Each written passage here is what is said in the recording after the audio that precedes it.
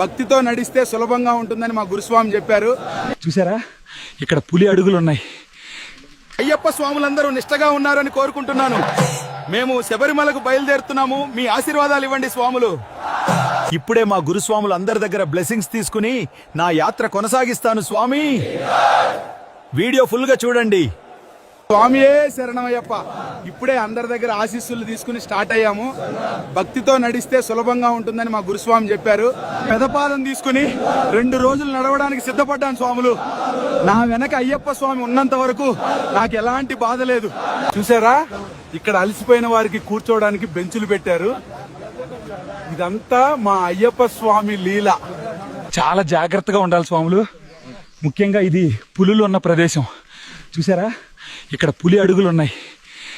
ఇక్కడే పంబ నదికి వచ్చాము స్వామి. ఇక్కడ స్నానం చేసి కాసేపు విశ్రాంతి తీసుకొని బయలుదేరతాము.